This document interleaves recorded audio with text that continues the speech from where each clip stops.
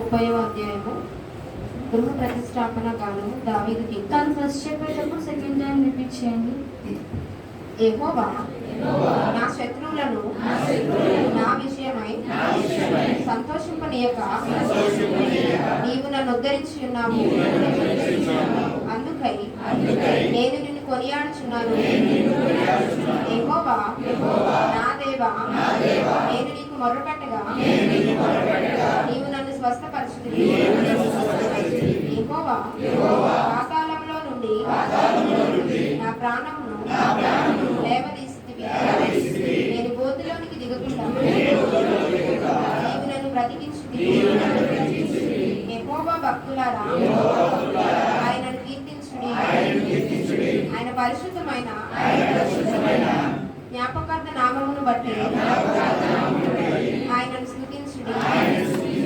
ఆయన కోపము నిమిషం మాత్రం ఉండును. ఆయన దయ ఆయుష్కాలం అంతే. సాయంకాలమున ఏడ్పు వచ్చి రాత్రి ఉండినను ఉదయమున సంతోషము కలుగును. నేనెన్నడూ కదలనని నా క్షేమ కాలమున యెహోవా దయగలిగి నీవే నా పర్వతమును స్థిరపరచితివి. నీ ముఖమును నీవు దాచుకొనినప్పుడు నేను కలత చెంది తిని. యెహోవా నీకే మొర్రపెట్టి తిని. నా ప్రభువును బతిమాలు కొంటిని. నేను గోతిలోనికి దిగిన ఎడల ప్రాణము వలన ఏమి లాభము? మన్ను నిన్ను స్తుతించిన ఈ సత్యమును గూర్చి అది వివరించిన. యెహోవా ఆలకింపుము, నన్ను కరుణింపుము. యెహోవా నాకు సహాయుడవై ఉండుము. నా ప్రాణము మౌనముగా ఉండక కీర్తించినట్లు నా అంగలార్పును నీవు నాట్యముగా మార్చి ఉన్నావు. నీవు నా గోనె పట్టు విడిపించి సంతోష వస్త్రము నన్ను ధరింపజేసి ఉన్నావు. యెహోవా నా దేవా, నిత్యము నేను నిన్ను స్తుతించెదను. దేవుడు తన పరిశుద్ధ కీర్తనలో చూసినట్లయితే దేవుడు దావీదుకి చేసిన ప్రతి ఒక్క కార్యాన్ని బట్టి దావీదు దేవుని స్తుతిస్తూ ఉన్నాడు. మళ్ళా నీ సహాయం నాకు కావాలని ఆశపడుతున్నారు. ఉదయకాల సమయంలో నిలబడిన మనం కూడా ఆయన చేసిన ప్రతి ఒక్క కార్యాన్ని బట్టి దేవుని నామాన్ని స్తుతి చెల్లిద్దాం. ఏమైతే అవసరత ఉందో అడగండి. ఆయన మనకు సహాయకుడిగా ఉండి మన చేపట్టి నడిపించేవాడుగా ఉన్నాడు. ప్రతి ఒక్కరం కూడా రెండు చేతులు ఆకాశం వైపు దేవుని ఆరాధన చేద్దాము. ఆయన చేసిన ప్రతి ఒక్క కార్యాన్ని కూడా జ్ఞాపకం చేసుకుంటూ దేవుని నామాన్ని స్తుతిద్దాం. ఈ సమయంలో సజీవులుగా మనం నిలుచుకున్నామంటే కేవలం ఆయన కృప మాత్రమే. దేవుడు మనల్ని బ్రతికించుకున్న దాన్ని బట్టి దేవునికి స్తోత్రములు చెల్లించుకుందాం. ప్రతి ఒక్కరు కూడా దేవుని ఇచ్చే సమయం సద్వినియోగం చేసుకొని బిడ్డలుగా దేవుని నామాన్ని మనం పరుచుకుందాం. సజీవాలయం ఉంచుకుని నీకు స్తోత్రములు ప్రభా. ఏసయ్యా ఇంకా నేను బ్రతుకుతున్నానంటే నీ కృప ఏసయ్యా. ఏసయ్యా నీ సన్నిధిలో నిలుచున్నానంటే నీ కృప ఏసయ్యా. నేను సంతోషంగా ఉన్నానంటే నీ కృప ఏసయ్యా. నేను ఆరోగ్యంగా ఉన్నానంటే నీ కృప ఏసయ్యా. నీకు స్తోత్రములు స్తోత్రములు స్తోత్రములు ప్రభా. పరిశుద్ధ ఏసయ్యా నీకు స్తోత్రములు చెల్లించుకుంటాను ప్రభా. సర్వోన్నత సర్వాధికారి నీకు వందనములు చెల్లించుకుంటున్నాము ఏసయ్యా. ఎనలేని ప్రేమ నీకు ప్రభా ఏసయ్యా. నీకు స్తోత్రములు చెల్లించుకుంటున్నాను ఏసయ్యా. గొప్ప దేవుడా నీకు వందనములు చెల్లించుకుంటున్నాను ప్రభా. ఏసయ్యా నీకు లేకపోతే ప్రభా నేను సమయపై సరిపోతాను ఏసయ్యా. ఆరాధన చేద్దాము. ఆయన ఇచ్చిన అవకాశం బట్టి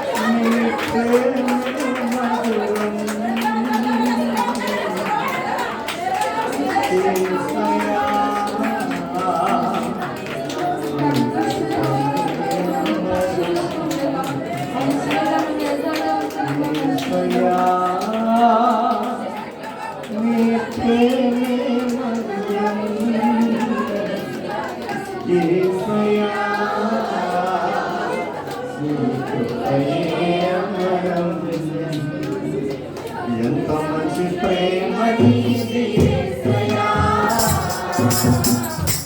నీలా ప్రేమించేది ఎవరయ్యా ఎంత మంచి ప్రేమ నీది యేసయ్యా నీలా ప్రేమించేది ఎవరయ్యా అడగకపోయినా అడగకపోయినా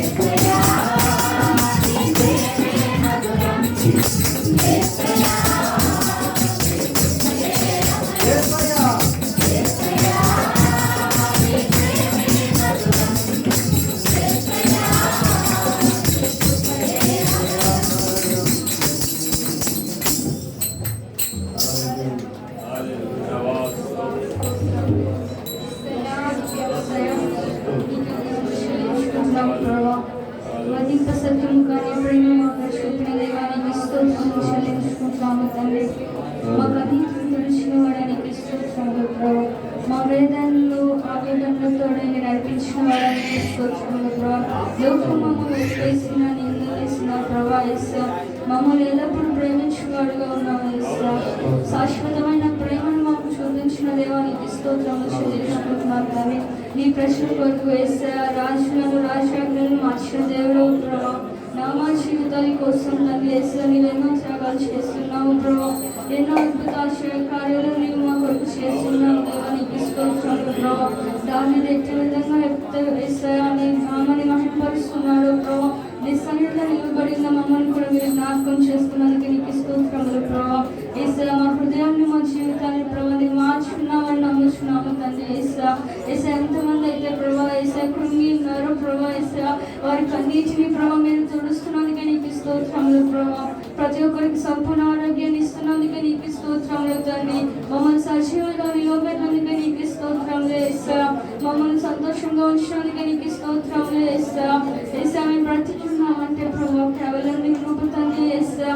నీ మమ్మల్ని నిర్మించిన రీతి తలుచుగా ప్రభా యేసయ్యా ఎంతో ఆశ్చర్యము తండ్రి యేసయ్యా. యేసయ్యా ఇంత నిమిత్తం నీ సన్నిధానంలో నీ మమ్మల్ని నిలబెట్టావు తండ్రి యేసయ్యా. మా జీవితాలపై నీ ప్రణాళిక ఏమైనదో ప్రభా యేసయ్యా. యేసయ్యా మమ్మల్ని మేము నీకు సమర్పిస్తూ ఉండగా ప్రభా పరిశుద్ధాత్ముడా మీరు కార్యం చేయమని అనిపిస్తున్నాను ప్రభా. మా ఆలోచన తలంపు నీరుగా మార్చండి యేసయ్యా. మా జీవితం నీరుగా మార్చండి యేసయ్యా. నీ ప్రేమ మాలో నింపండి యేసయ్యా. నీ ఆత్మ మాలో నింపమని అడుగుతున్నాను ప్రభా. కూడిన ప్రతి ఒక్క బిడ్డని కూడా మీరు దర్శించమని అడుగుతున్నాను యేసయ్యా. యేసయ్యా ప్రతి ఒక్కరిని మీరు దర్శించండి ప్రభా. మీరే ముట్టండి యేసయ్యా. మీరే తాకండి యేసయ్యా. వారి పరిస్థితుల్లో ప్రభా ఎట్టి స్థితిలోని సన్నిధానంలో నిలువబడి ఉన్నారో సమస్తం ఎరిగిన దేవుడవు యేసయ్యా. వారి హృదయవాంఛను మీరు నెరవేర్చమని అడుగుతున్నాను ప్రభా. మా అందరి జీవితాల్లో సమాధానాన్ని మీరు కలుగచేయమని అడుగుతున్నాను ప్రభా.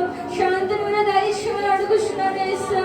యేసయ్యా ప్రేమను ప్రభా యేసయ్యా సమాధానాన్ని ప్రభా మేము లోకంలో వెతుకుతున్నామేమో తండ్రి మీరు క్షమించమని అడుగుతున్నాను తండ్రి యేసయ్యా. నీవే సమాధానమై ఉన్న దేవుడవు యేసయ్యా.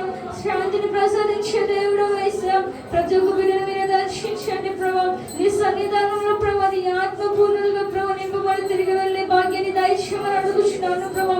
ఈ క్షణం ప్రభా యేసయ్యా నీ మందిరం చుట్టూ ప్రభా యేసయ్యా నీ మహిమ ప్రసన్నతలో మీరు ప్రతి ఒక్క బిడ్డను ఉంచమని అడుగుతున్నాను ప్రభా. నిద్రాత్మ పడ్లికల్పన చేస్తున్నాము లయపరుస్తున్నాము తండ్రి. అపిత్రాత్మ శక్తిని చేస్తున్నాము లయపరుస్తున్నాము తండ్రి. ప్రతి ఒక్క బిడ్డని స్వాధీనంలో ఉంచుకొని యేసయ్యా నీ నామ మహిమార్థంగా నీ సన్నిధిలో నిలబడుచుండగా ప్రభా మీరు మాతో నడిపించండి ప్రభా. నీ వాక్య ద్వారా మీరు మాకు ఉదక స్నానం దయచేయమని అడుగుతున్నాను ప్రభా. మమ్మల్ని మేము శుద్ధిపరచుకునేలాగా మీరు కృప చూపించమని అడుగుతూ ఈ స్తుతి ద్వారా మీరు మాన్యం పొంది ఉన్నారని నమ్మకం యేసు నామములో నీకు సమర్పిస్తున్నాము తండ్రి. యేసయ్యా నీ నాతో ఈరోజు మాట్లాడండి ప్రభా. నీ సన్నిధానంలో నిలబడి ఉన్నాను యేసయ్యా. నన్ను దర్శించే యేసయ్యా. నీ వాక్యం ద్వారా నన్ను శుద్ధి చేయేసయ్యా. మీరు మధ్యలో ఉందని యేసయ్యా. దయచేసి బలంగా వాడుకొని యేసయ్యా.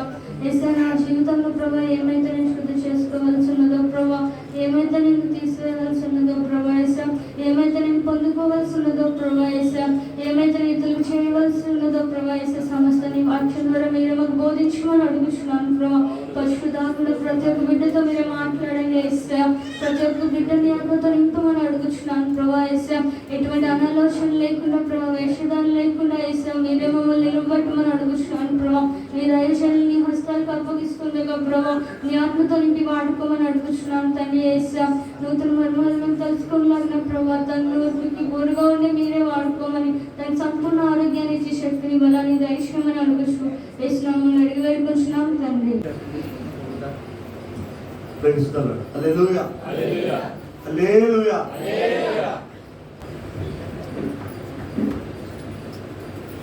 నమ్మకమైన తండ్రి గొప్ప దేవా స్తోత్రం. గతించిన కృప కలిగిన మీ హస్తాల భద్రపరిచారు. మీరు ఇచ్చిన ఆయుష్ను బట్టి ఆరోగ్యం బట్టి ఆహారం సమస్త ఈగును బట్టి మిమ్మల్ని స్తుతిస్తున్నాము. ఇటువంటి ఆరాధనలో మీరున్నారు, పాటల్లో ఆరాధనలో సమస్తంలో మీరుండి మీ నామాన్ని మహిమ స్తోత్రాలు.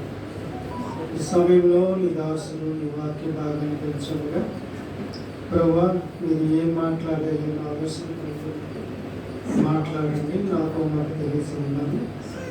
ఈ స్వరం ఎంతమంది ఎత్తుతున్నారో వారి జీవితాల్లో కార్యం చేయండి. యేసు నామమున అడిగి వేడుకొనుచున్నాను. ఆమేన్. ఎందుకు అంటే తీర్పు అనేది ఒకటి ఉంది. ప్రతిదానికి తీర్పు ఉంటుంది. మీకు తెలుసండి, ఒక మ్యూజిక్ వాయించిన తీర్పు ఉంటుంది. డోలకి కొట్టి కొట్టి తీర్పు ఇస్తాడు, ఏ మ్యూజిక్ అయినా. అలాగే మన జీవితానికి కూడా ఒక తీర్పు ఉంది. దేవుడు మనల్ని తీర్పులోనికి తెచ్చినప్పుడు చాలా విషయాల గురించి అడుగుతాడట. అందులో ఒక 10 విషయాలు ఈరోజు చెప్పి ముగిస్తాను. ఏ ఏ విషయాల్ని బట్టి దేవుడు తీరుస్తాడు. దేవుడు తీర్పు తీర్చే ఒక 10 విషయాలు ఈరోజు ధ్యానం చేద్దాం. ఒక హెడ్డింగ్ లాగా ఒక్క మాట చదవండి. ముందు ప్రసంగి గ్రంథం 11, 9, 10 చదవండి. ముందు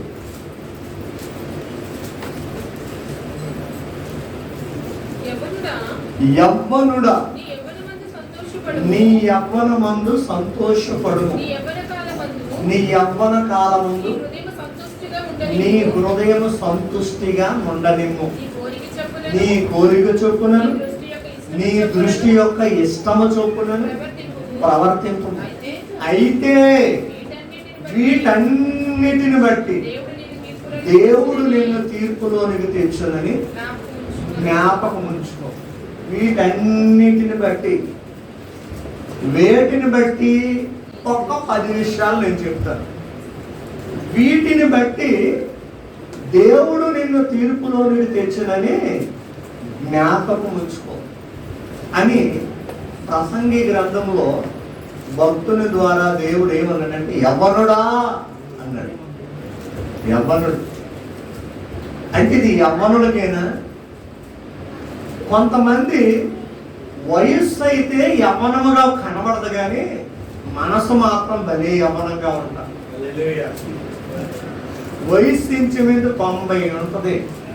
తాత పెళ్లి చేసుకుంటావా అంటే నాకు పిల్లని ఎవరెత్తారు అంటాడు తప్ప నా ఏజ్ ఎంత ఉంది, నీకు బుద్ధి లేదు, ఎందుకు అలా మాట్లాడుతున్నా అంటారు. చూసారండి? అంటే ప్రస్తుత రోజుల్లో యవ్వనస్తులు వీళ్ళు అని అంచనాలు వేయడానికి లేదు. యవ్వనస్తులు చేయవలసిన పనులు ముసలోళ్ళు చేస్తున్నారు, యవ్వనస్తులు చేయవలసిన పనులు పిల్లలు కూడా చేస్తున్నారు. అది చూడండి విచిత్రం.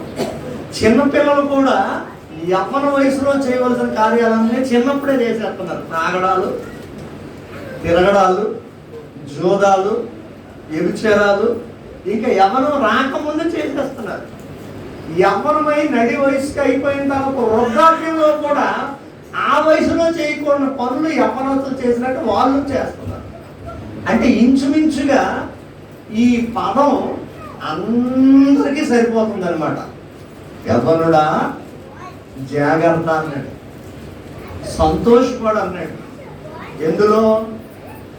యవ్వనుడా యవ్వన కాలమందు సంతోషపడు అన్నాడు, సంతోషంగా ఉండమన్నాడు. కానీ ఈ రోజుల్లో సంతోషం అంటే అర్థం ఏంటి?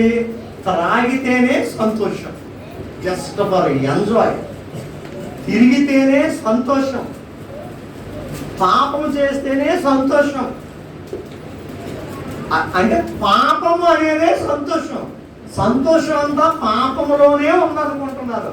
ఎవరు బాగా పాపం చేస్తారో వాళ్ళు సంతోషంగా ఉన్నట్టు ప్రజెంట్ లోకమేమో మనకి ఒక గుర్తింపును తీసుకొచ్చింది. ఎవరు ఎక్కువ పాపం చేస్తారో వాడు బాగా సంతోషించినట్టు.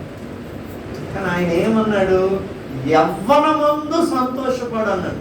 యవ్వనంలో సంతోషించడానికి ఏముందండి? యవ్వనంలో ఏముందని సంతోషం? యవ్వనంలో ఏముంటుంది? బలం ఉంటుంది. ఎందుకంటే బలంగా ఉండాలని అన్ని తింటాం. యవ్వనంలో ఏముంటుంది? అందము, సౌందర్యం ఉంటుంది. ఇంకా యవ్వనంలో ఏముంటుంది? మంచి జ్ఞానం ఉంటుంది. వీటిని బట్టి సంతోషపడు అన్నాడు ఆయన. కానీ యవనస్తుడు ఏం చేస్తున్నాడంటే బలమును బట్టి ఏం సంతోషం, అందాన్ని బట్టి ఏం, పాపాన్ని బట్టి సంతోషమే సూపర్. దానికి మించిన సంతోషం మరొకటి లేదు అనుకుంటున్నాను. కానీ తీర్పు ఒకటి ఉంది సుమా. దేవుడు నిన్ను తీర్పు తీరుస్తాడు, జాగ్రత్త. ఏ విషయాల్లో తీర్పు తీరుస్తాడో ఒక 10 విషయాలు ముందు జ్ఞాపకం చేసుకుందాం. చూడండి, అందులో మొదటి మాట చదవండి. మత్తయి సువార్త 22 12 36 37 మాటలు ఒకసారి చదవండి. కంఠస్థం. నేను మీతో చెప్పున్నది ఏమనగా, మనుష్యులు పలుకు వ్యర్థమైన ప్రతి మాటను గురించి విమర్శ దినమున లెక్క చెప్పవలసి ఉండును. నీ మాటలను బట్టి నీతిమంతుడు అని తీర్పు నొందుదువు, నీ మాటలను బట్టి అపరాధం అని తీర్పు నొందుదువు. ఇదండి దేవుడు తీర్పు తీర్చే విషయంలో మొట్టమొదటగా తీర్పు దేన్ని బట్టి తీరుస్తాడట? నోటి మాటలు. జాగ్రత్త. నోటి మాటలు ఎలా ఉన్నాయి? నోరుంది కదా అని ఇష్టం వచ్చినట్టు మాట్లాడకూడదు. ఏది మాట్లాడాలో అదే మాట్లాడాలి, ఏది మాట్లాడకూడదు అది మాట్లాడకూడదు. అంతే. నోటి మాటను బట్టి తీర్పు. మాటలు జాగ్రత్త అండి. కొంతమంది మాటలు అస్సలు బాగోవు. ఎందుకంటే ఈ మాటలు ఎందుకు ఘోరంగా ఈ నోట్లో ఏముందట? ఈ నాలుక చాలా డేంజర్ అటండి. అది ఎలాడదంటే తెలుసండి, నాలుగురు ఏమన్నాడు? అగ్నియే. యాకోబు అన్నాడు ఈ నాలుక అగ్నియే. ఒక అగ్ని అడవని ఎవరు తగలబెడుతుందో ఈ నాలుగాట ప్రపంచాన్నే తగలబెట్టేస్తుంది. కొన్ని చరిత్రలు, కొన్ని గ్రంథాల్లో మాటలను బట్టి బోల్డని యుద్ధాలు జరిగిపోయాయి, బోల్డని అనర్థాలు జరిగిపోయాయి, బోల్డని అపార్థం జరిగిపోయింది. మహాభక్తుడైన మోషే గారి జీవితంలో కూడా అలాగే జరిగిపోయింది. నోటి మాటను బట్టే ద్రోహులారా అన్నాడు.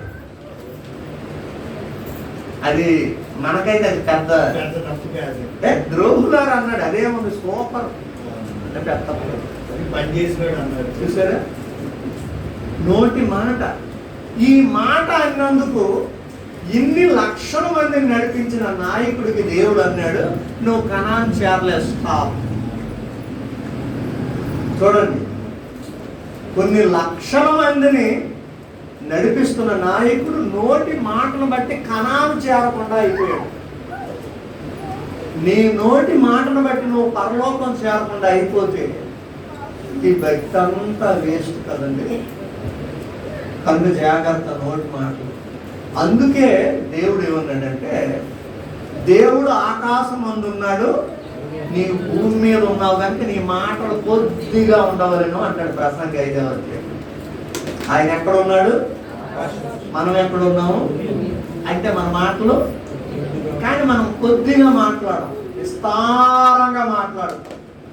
దావీదు కుమారుడు సొలొమోను అంటాడు, విస్తారమైన మాటలలో దోషం ఉండక మానదు. అందుకే విస్తారమైన మాటలు ఆడకండి. ఒకవేళ ఆడాలి అనుకున్నా అది దేవుని మాటలు మాట్లాడండి, కానీ దైవ సంబంధమైన మాట్లాడండి.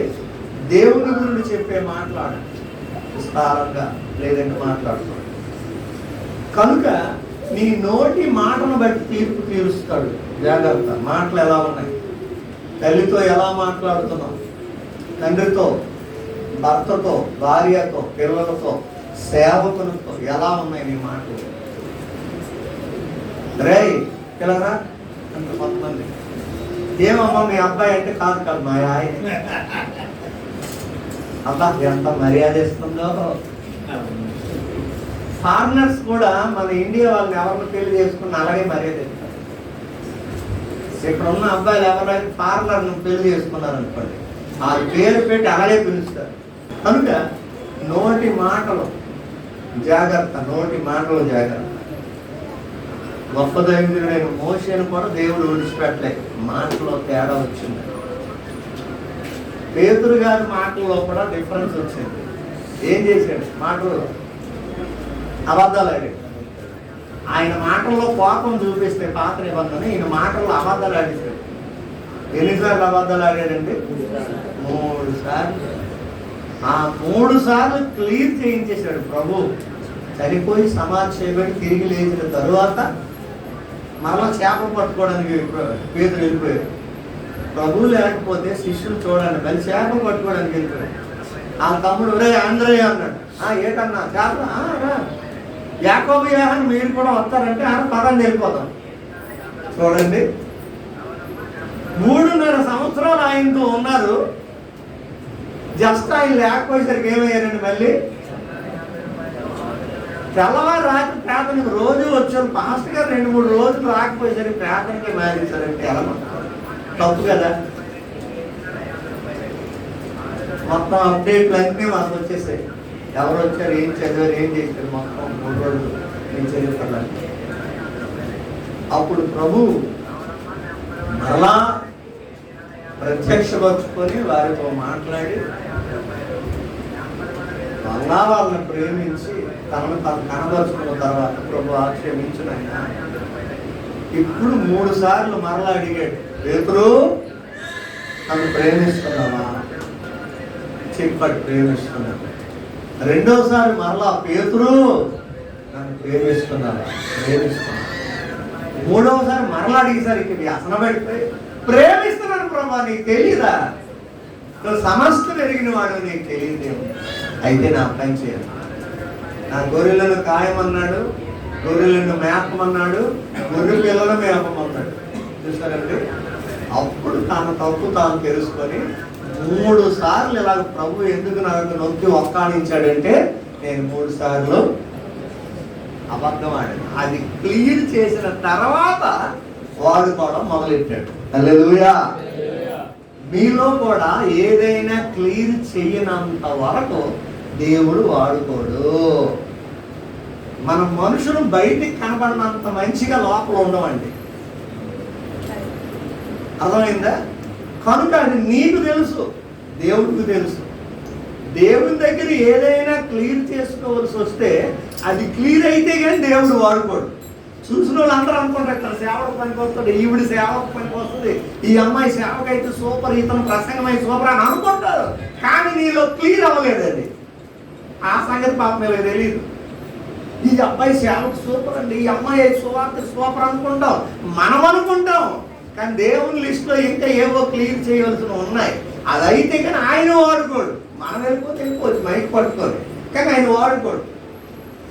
పేతురు క్లియర్ చేయబడిన తర్వాత, కడిగిన తర్వాత అప్పుడు వాడుకోవడం మొదలెడితే మొట్టమొదటి ప్రసంగం చేసరికి ఎంతమంది బాప్తిస్మము? 3,000 మంది. చప్పట్లు కొట్టి ప్రభుత్వం చూసేవారు. ప్రపంచ చరిత్రలో ఇప్పటికి కూడా ఆ రికార్డు ఎవరు బదలు చేయలేకపోయారు. ఇప్పటికీ ఒకే ఒక్క ప్రసంగంలో 3,000 మంది బాప్తిస్మమే తీసుకున్నారట. మరి హాజరైన వాళ్ళు ఎన్ని లక్షల మందో చూడండి. పాల్ యాంగ్చో గారి ప్రసంగంలో కూడా బాప్తిస్మని అంతమంది తీసుకోలేదు. ఎంత పెద్ద మీటింగ్లు పెట్టండి, లక్షల మంది హాజరవుతారు, కానీ ఒక్కడు మారు మనసు పొందడం. హాజరాకి వెళ్ళిపోతారు. అబ్బాయి ఈ 3 రోజులు పండుగలు బాగున్నాయి, ఈ 3 రోజులు యాత్రలు బాగున్నాయి, గుడ్లు పెట్టేసాం బాగున్నాయి, పప్పలు కొని తినేసాం బాగున్నాయి, బట్టలు కొనుక్కున్నాం, రుమాలు కొనుక్కున్నాం, బైబుల్ కొనుక్కున్నాం అని వెళ్ళిపోతారు తప్ప మారు మనసు పొందరు. కానీ పేతురు గారి ప్రసంగం ఏ మరకలు ముడతలు లేకుండా క్లీన్ చేయబడ్డాడు కదా. ఎప్పుడైతే ఒక మనిషి క్లీన్గా కనబడతాడో అప్పుడు ఆ మనిషి తెల్లగా ఉంటాడు అనమాట, అంటే పరిశుద్ధంగా ఉంటాడు. ఏ మనిషి పరిశుద్ధంగా ఉంటాడో అప్పుడు పరిశుద్ధ ఆత్ముడు ఆ మనిషిలోకి వచ్చి పనిచేసేస్తాడు. హల్లెలూయా. ఆయన పేరే పరిశుద్ధ ఆత్మ. ఏ ఆత్మ అండి? పాపాలు చేసేసి ఇష్టం వచ్చినట్టు లేని పనులు చేసుకొని నాకు పరిశుద్ధ ఆత్మ వచ్చిందని గెంతేస్తే అది పరిశుద్ధ ఆత్మ కాదు. నీకు నచ్చినట్టుగా బతికి, నీకు నచ్చినట్టుగా తిరిగి, నీకు నచ్చిన మాట్లాడుకొని చర్చి దగ్గరికి వచ్చి ఏదో అన్ని భాషలు మాట్లాడుతుందంటే అది అన్ని భాషలు కాదు. ఆయన పేరే పరిశుద్ధ ఆత్మ. ఎప్పుడైతే ఈ 3 విషయాలు క్లీన్ చేయబడ్డాయో అప్పుడు పరిశుద్ధ ఆత్ముడు ఆయనలోకి వచ్చేసాడు. ఇప్పుడు ప్రసంగం చేస్తున్నది ఎవరో? పేరుకు పేతురు నిలబడ్డాడు అంతే, పేరుకి. కానీ మాట్లాడేది ఎవరు? అంతే, ఆయనే మాట్లాడాడు. ఆయన మాట్లాడకపోతే ఎవరికి అర్థం కాదు. కనుక మాటలో దేవుడు తీర్పులో అడుగుతాడు, జాగ్రత్త. మోషే గారు దయచేసి కిందకి వెళ్ళి పడుకోండి. హల్లెలూయా. ఇంకెవరికి నిద్ర వచ్చిన వాళ్ళు కిందకి వెళ్ళి పడుకోండమ్మా. పట్ట పగలు ఇంతమంది కేకలేకుండా పడుకుంటాం. హల్లెలూయా. పాపం అలిసిపోయిన ప్రాణాలు. ఇక్కడ నుండి అలిసిపోయి రాకండి, ఫ్రీగా ఫ్రెష్ అయ్యారండి. ఇక్కడ నుండి పురుషులు గుర్తించండి, ఎవరు నిద్రపోతుండ్రో వాళ్ళకి ముందు లైన్ ఇచ్చేయండి, వాళ్ళని మనం గౌరవిద్దాం. స్త్రీలు కూడా అంతే, ఎవరైతే కుంగుతున్నారని మీ దృష్టికి అనిపిస్తుందో వాళ్ళని ఫస్ట్ లైన్లో కూర్చోబెట్టాలి. మళ్ళీ నీ బాధ్యత అది. అందుకే వాళ్ళని ఫస్ట్ లైన్లో ఇక్కడ కూర్చోబెట్టాలి. కొంతకాలానికి వాళ్ళు వేరైపోతారు. హల్లెలూయా. దేవుడు తీర్పులోనికి తీసుకొచ్చినప్పుడు మొదటగా దేన్ని బట్టి మాట్లాడమనే జాగ్రత్త. అందుకే ఎక్కువ మాట్లాడకండి, అందుకే ఎవరు మాట్లాడకండి, సైలెంట్ ఉండడం నేర్చుకోండి. ఒకటి, మాటను బట్టి తీర్పు తీరుస్తాడు, జాగ్రత్త. రెండవది చదువుదామండి. అదే మత్తయి సువార్త 5వ అధ్యాయము 28. నేను మీతో చెప్పునదేమనగా, ఒక స్త్రీని లేదా ఒక పురుషుని మోహపు చూపుతో చూచు ప్రతివాడు, ప్రతి స్త్రీ అప్పుడే తన హృదయమందు ఆమెతో లేదా ఆయనతో వ్యభిచారము చేసినవాడు. చాలండి. రెండవదిగా చూపులను బట్టి తీర్పు తీరుస్తాడంటే, చూపులు ఎలా ఉన్నాయి? చూపులు వరుణ్, చూపుల్లో ఒక రకం చూపులు చెప్పు. వార చూపులు, అబ్బా, మోహపు చూపు, విషపు చూపు. 2-3 సంవత్సరాల క్రితం ప్రణీత్ వచ్చాడు. అప్పుడు హేమలత వాళ్ళ బాబు వచ్చి పెళ్లి చూపులు అన్నాడు. ఇప్పుడు ఆ బాబుకి ఎంత వచ్చాడు? 4-5 సంవత్సరాల క్రితం పెళ్లి చూపులు వచ్చాయి ఆ బాబు. చూపుల్లో ఏదో ఒకటి చెప్పండి, పెళ్లి చూపులు అండి అన్నాడు. Very good. రెండవదిగా నీ చూపులను బట్టి దేవుడు తీర్పు తీరుస్తాడండి. కొంతమంది కళ్ళు ఉన్నాయి కదని ఇష్టం వచ్చినవన్నీ చూపుతారు. దేవుడు కళ్ళు అందుకే ఇవ్వలే. ఏమంటే లైట్ ఎందుకు ఇచ్చాడంటే చీకటిని పారదోడడానికి మెయిన్. రెండవదిగా ఆ చీకట్లో ఉన్న వస్తువులు అవేవేవో మనకు తెలియడానికి అందుకు. అలాగే దేవుడి కన్నులను ఎందుకు ఇచ్చాడంటే ఈ కన్నులను ఇచ్చిన దేవుడిని చూడాలని. ఆయన ఎప్పుడైతే చూస్తావో నీకు వెలుగు కలుగుతుంది, ఆత్మ సంబంధమైన వెలుగు. ఆ వెలుగు నీ కన్నులకి ఎప్పుడు కనబడుతుందో ఏది చెడు ఏది మంచో నీకు అర్థమవుతుంది. అందుకు ఈ కళ్ళు ఇచ్చాడు. కొంతమంది కళ్ళు ఎందుకు ఇచ్చాడంటే కాటుకు పెట్టుకోవడానికి, కొంతమంది కళ్ళు ఎందుకు ఇచ్చాడంటే ఐబ్రోస్ రాసుకోవడానికి, కొంతమంది కళ్ళు ఎందుకు ఇచ్చాడంటే కళ్ళద్దాలు పెట్టుకోవడానికి, కళ్ళు ఎందుకు ఇచ్చాడంటే వారసూపులు చూడడానికండి, సీరియస్ అవ్వడానికండి, కళ్ళతో భయం పెట్టడానికండి, కొంతమంది చిల్లంగి పెట్టడానికండి, చేతబడులు పెట్టడానికండి. ఉట్టినే కళ్ళు ఎందుకు వేస్ట్ చేయడం? ఏదో ఒకటి వేసుకొని ఏదో ఒకటి పెట్టాలి కదా. అందుకే విలేజ్లా ఎవడో వీడిని చూసేసాడు, అందుకు అసలు వచ్చింది నీకు బాగలేదు. ఎవడైనా నీకు ఎదురు పడ్డా, ఎవడైనా నేను చూసాడంటే ఎవరో ఒక నాటి ఎలా చూసుకొని ఉన్నాడు, అయితే నీ పని అయిపోయింది. ఈ మధ్యన కళ్ళతో కొన్ని దేశాలు ఏటీఎం అంటారు, కళ్ళతోనే అలాగే చూసి ఆ వ్యక్తిని మార్చేస్తారు. హిప్నోటిజం కళ్ళతోనే ఎక్కువ చైనా వాళ్ళు చేస్తారండి. అందుకు కాదండి దేవుడు కన్నులు ఇచ్చేది, అందుకు కాదు. దావీదు అంటాడు, దేవా నీ మాటలు చూచినట్లు నా కన్నులు తెరువుము అన్నాడు. ఆయన మాటలు చూడాలని, ఆయనను చూడాలని కళ్ళు ఇచ్చాడు, లేదంటే కళ్ళు లేకుండా చేస్తున్నాడు. కానీ మనం ఈ కళ్ళు అందుకోసం వాడలే, ఇంకా దేనికోసమో వాడుతున్నాం. 2 కొడుకులు ఉంటే ఒక తండ్రి చాలా రోజుల క్రితం, కొన్ని సంవత్సరాల క్రితం జరిగింది. మనిషికి ఒక 100 ఇచ్చాడు. ఆ రోజుల్లో 100 అంటే ఇప్పుడు 1,00,000 రూపాయలతో సమానం అండి. 2 ఇల్లు ఇచ్చాడట. నీకు ఇచ్చిన 100తో నీ ఇంటిని నువ్వు నింపేయాల, నీకు ఇచ్చిన 100తో నీ ఇల్లు నువ్వు నింపుకోవాలంటే ఇద్దరు బయటకు వచ్చి తమ్ముడు 100 రూపాయలతో ఇల్లు ఎలా నిండిపోద్ది అంటే ఒకడికి ఐడియా వచ్చిందట. పశువులు గడ్డి ఉంటుంది కదా, గడ్డేనా, వరి గడ్డి, ఒక ట్రాక్టర్ గడ్డి కొనేస్తే ఇల్లు నింపేస్తారు, నిండిపోతుంది. నాకే ఫస్ట్ ప్రైజ్ వస్తుంది అనుకుంటా. రెండో వాడు కొంచెం తెలివైనడు కదా, ఈడేం చేశాడంటే ఆ రోజుల్లో ఒక పావలా పెట్టి క్యాండిల్ కొన్నాడు, ఇంట్లో వెలిగించాడు. ఒక్క క్యాండిల్ వెలిగిస్తే ఏమవుతుందండి? ఇద్దరు నింపారా? నింపారు. రిటర్న్ ఏమైనా మిగిలాయంటే పెద్దోడు అన్నాడు ఇంకేం మిగులుతాయి, ఇంచి ఖాళీ లేకుండా ఫుల్ఫిల్ చేస్తే నువ్వు ఇచ్చిన డబ్బులు సరిపోయాడు. చిన్నోడు అంటాడు 89 రూపాయల 75 మిగిలింది ఇదిగో అన్నాడు. అనగా ఎంతగా నువ్వు దేంతో నింపావంటే నువ్వు దేంతో నింపావంటే మీరే వచ్చి చూడండి అని పెద్దోడు ఇంటికి వెళ్తే ఏమిటి, ఆడి పేరు గడ్డి గడ్డి అంటే వీడి తెలివితేటలు ఇవి అని అనుకున్నాడు. బాధపడ్డాడు, అయ్యో నా కడుపును పుట్టిన నా పెద్ద కొడుకు ఎంత తెలివైంది. అప్పుడు రెండో కొడుకు దగ్గర తలుపు తీసరికి అంతా వెలుగు కనబడి నువ్వేం చేశాడంటే ఒకే ఒక క్యాండిల్. హల్లెలూయా, వీడు నాకు చాలు అనుకున్నాడు. అతన్ని నన్ను పోలు నడుస్తున్నాడు, నా పేరు నిలబెట్టాడు. వీడు గడ్డిగాడు కాదు, వీడు వెలుగు, మంచివాడు. చూసారా? అలాగే దేవుడు నీకు ఈ లైటింగ్ ఇచ్చాడు, జ్ఞానం ఇచ్చాడు, తెలివినిచ్చాడు, బుద్ధినిచ్చాడు. ఎందుకంటే దైవ సంబంధమైన విషయాల కొరకు నువ్వు ఆలోచించాలి, దైవ సంబంధమైన విషయాలను నువ్వు చూడాలి, దేవుడిని దేవుని సృష్టిని చూడాలి అని ఇస్తే ఆ కళ్ళను నచ్చినట్టు ఉపయోగిస్తున్నారు కొంతమంది.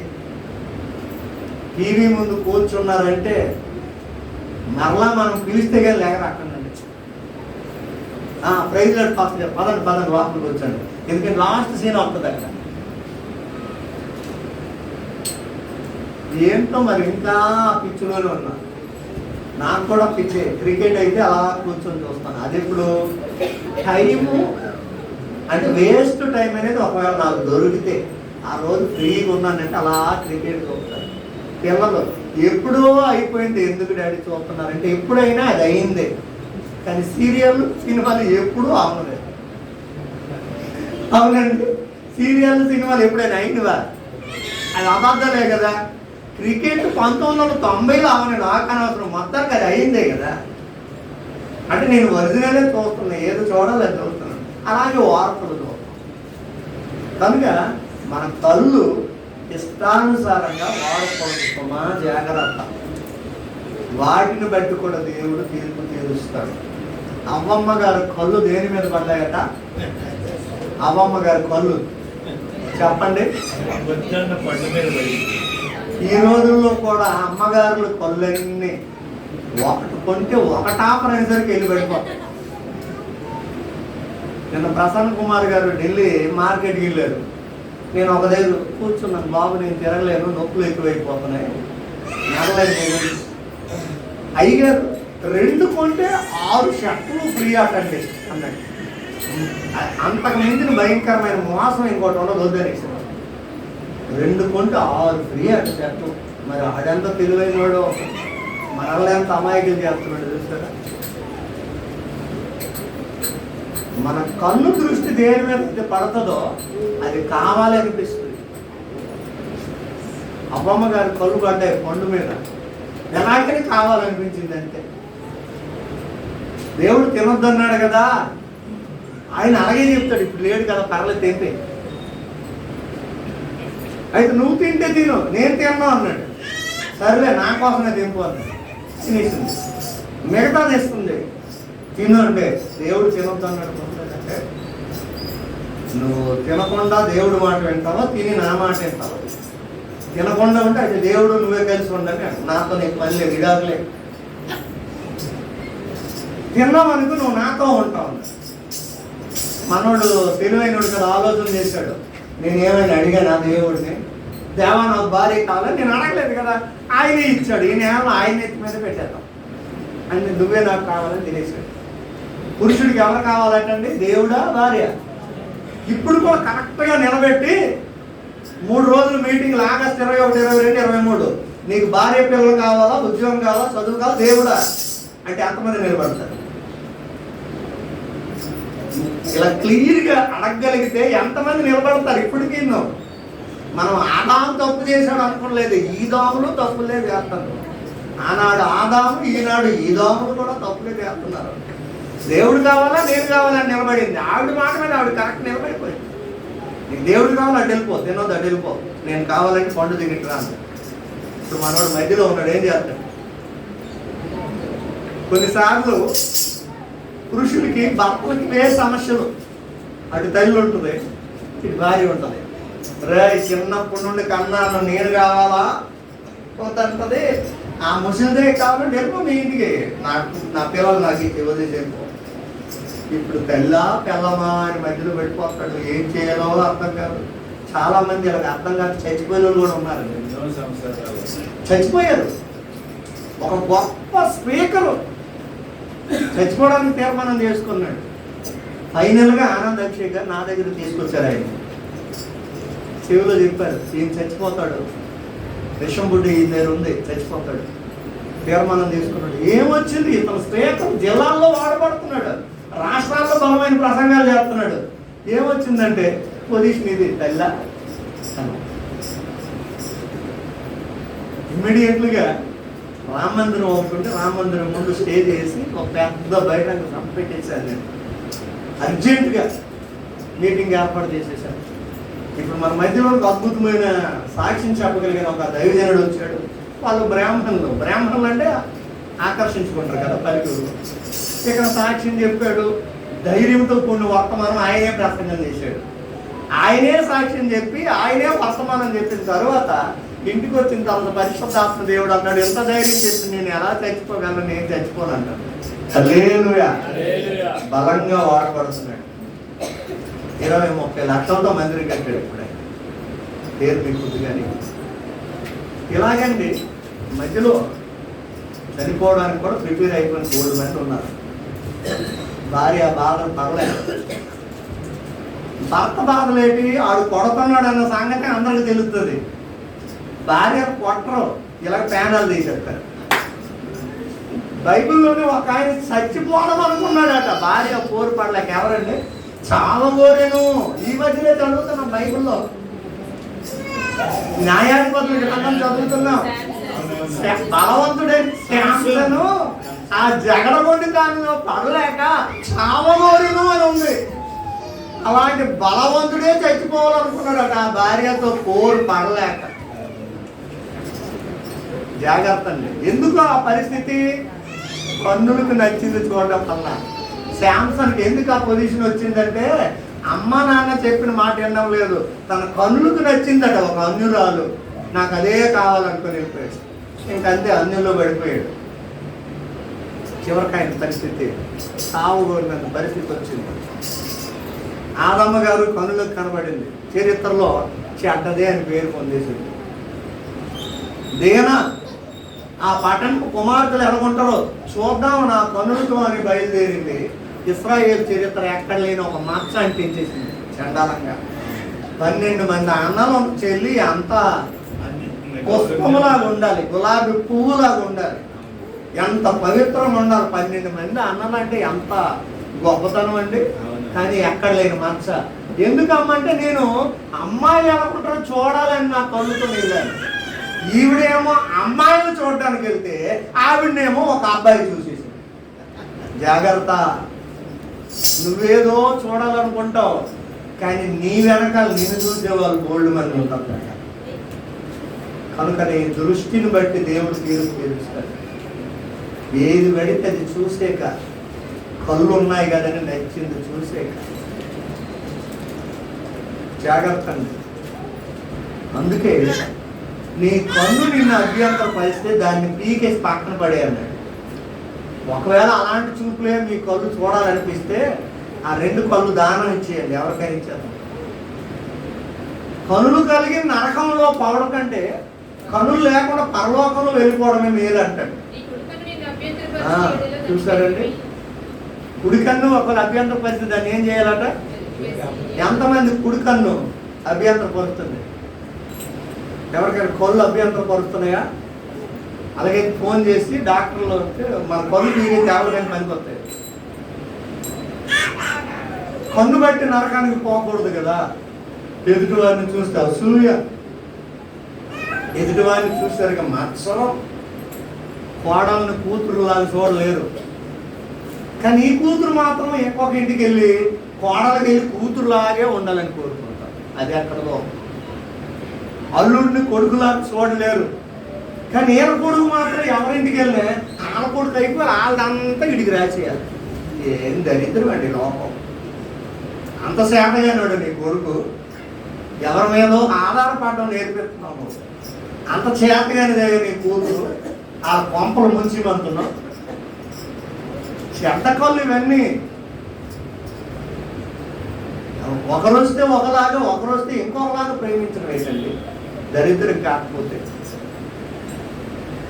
బైబిల్లో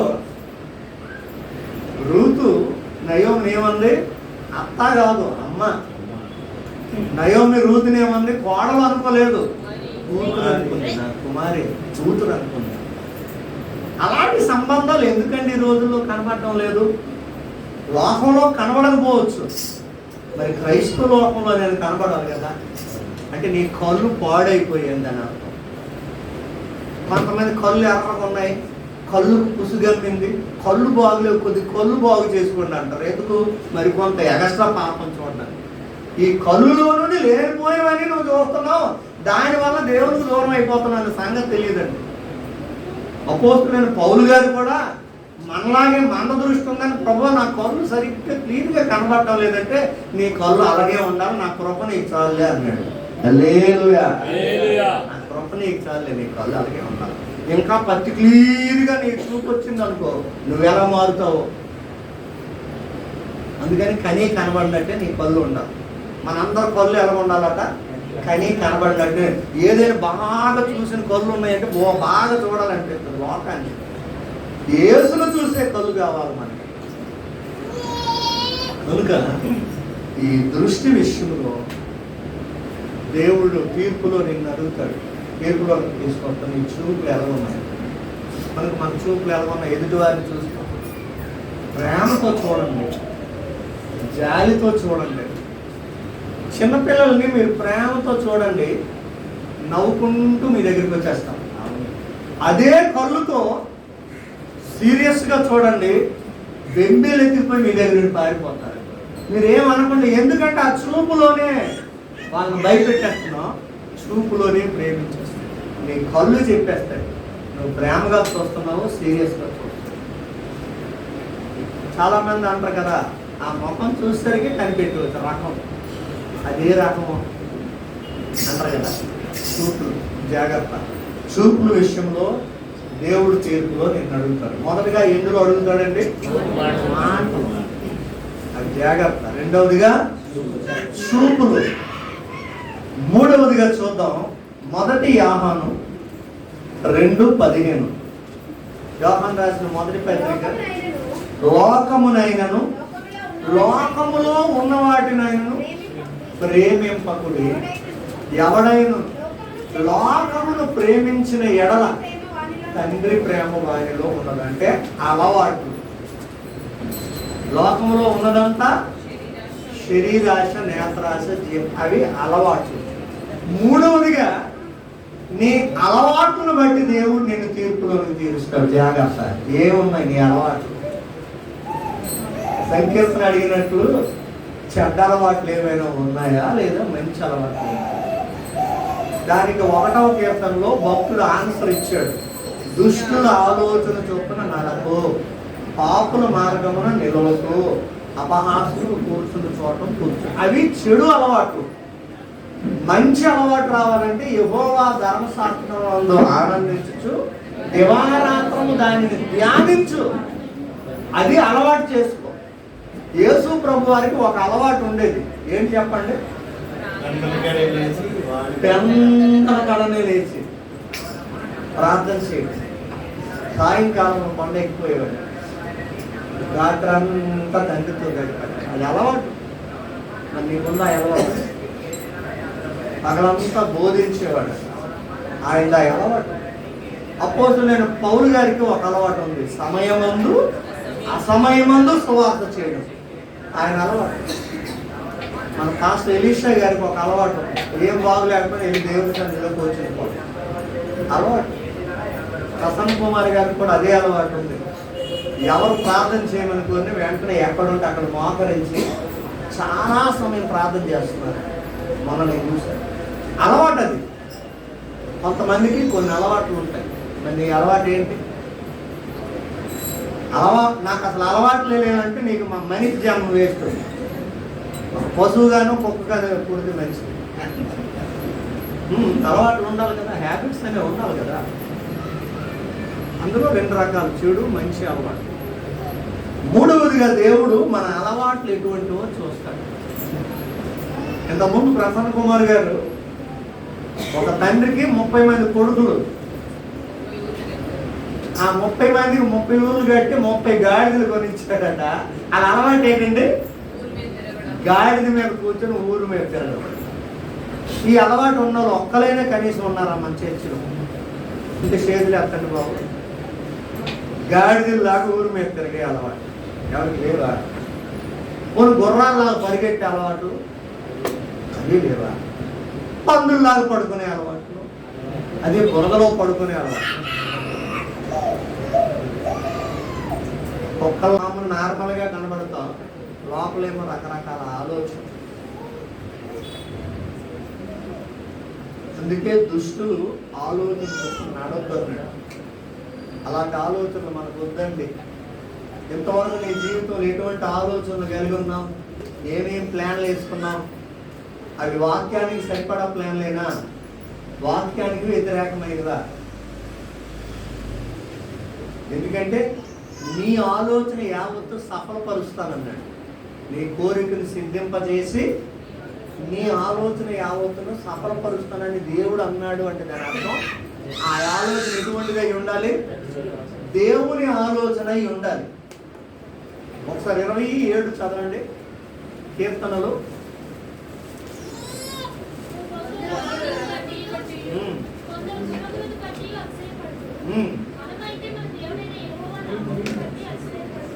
తొమ్మిది 5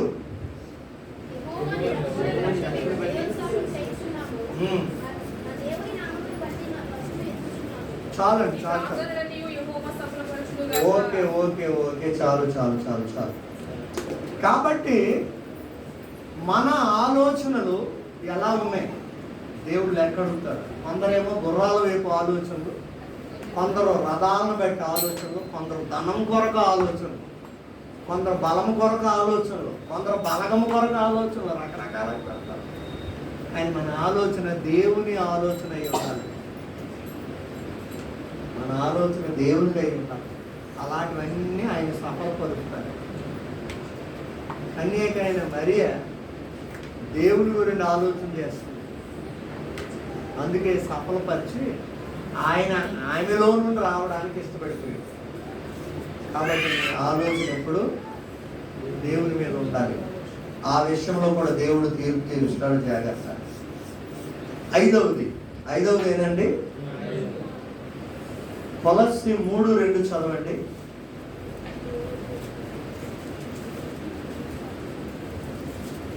కొలస్సీ 3:2.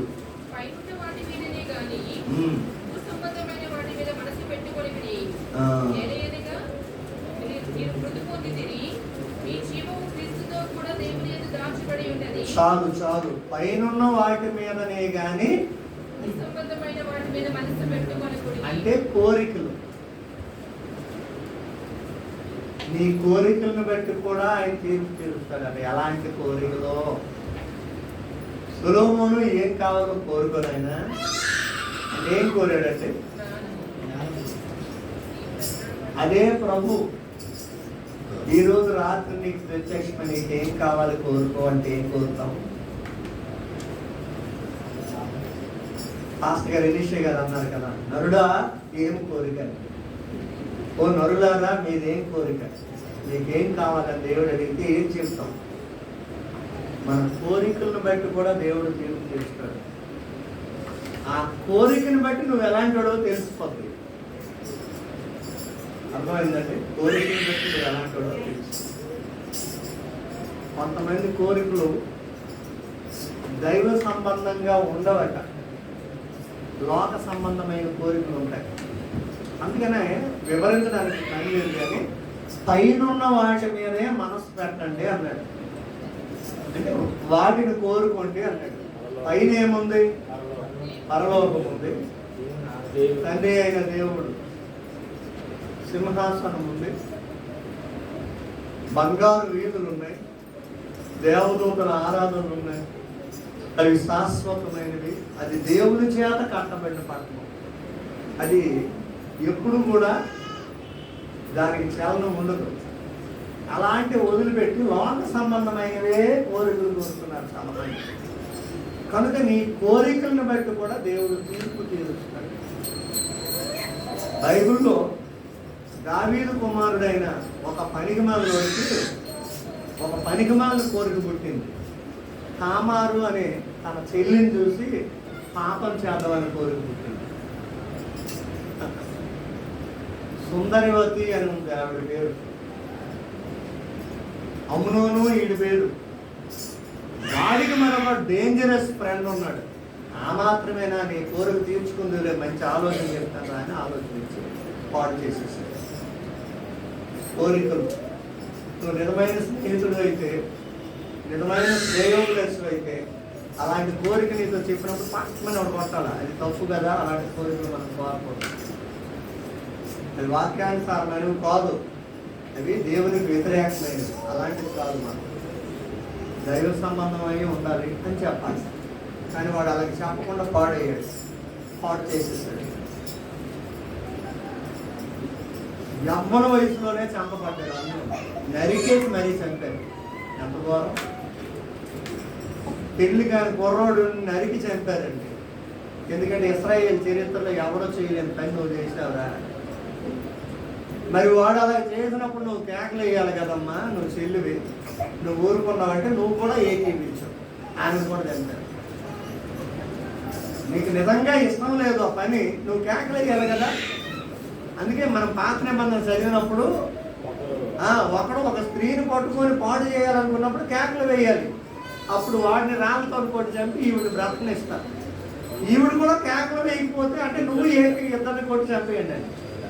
అందుకే రోజు బయలు చదవడానికి వచ్చిన వాళ్ళకి ఇవన్నీ తెలుస్తాయి. ధర్మశాస్త్ర చట్టం తెలుస్తుంది మీకు. లా మొత్తం మేము చదివాం. పోస్ట్ ఏంటో చదివేసాం. లేవీకాండం, సంఖ్యాకాండాల్లో. అందుకే రోజు చదవడానికి రండి. కనుక ఎంత సుందరి ఇలా పాడు చేస్తున్నాడని చెప్పినప్పుడు కేకలు వేయాలి. ఈడు లేదు కదా. ఆవిడ ఏమంటుందో తెలుసండి. తర్వాత మీరు చదవండి. అది కాను అన్నా ఆ పని చేయకు, వెళ్ళి రాజును అడుగు. అలాగైతే రాజుగారు నీకు నన్ను ఇచ్చి పెళ్లి చేస్తారులే అంట.